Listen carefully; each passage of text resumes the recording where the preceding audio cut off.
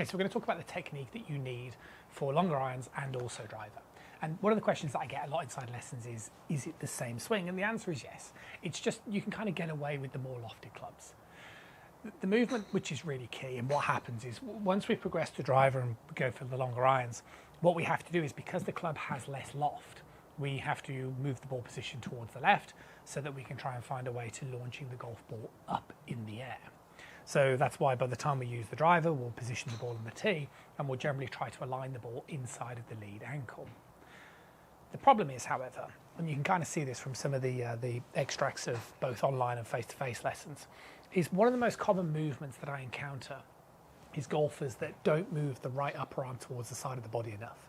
So if you're that kind of golfer that has the tendency to swing the club similar to the videos that you're seeing on the screen now, this will create steepness, this type of movement. And like I say, these golfers will get away with hitting, short irons, mid irons, but by the time they want to hit something like a 5-iron or a driver, they're going to become found out. You see, the key movement really is, based upon the assumption you're in a good backswing position, is what you have to be able to do is move the right upper arm in a sort of adducting manner, which means to the side of the body as I'm demonstrating like so. You see, the reason why is if I do this movement, you can notice as I move this upper arm to the side of my body and I grip down on the club, you can see the way that the club is starting to go up. And as the club goes up, the club head goes down.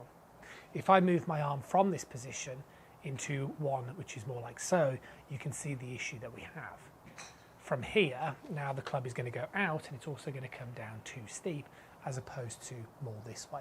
So the key movement that you want to have, whether it's a pitching wedge full swing, whether it's a mid iron, a long iron, a driver, you've got to make sure as you start the downswing that your elbow is always leading the hands.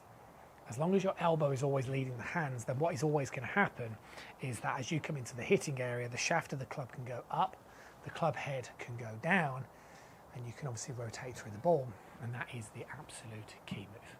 If you need any help with it, you know where I am. I'll see you soon.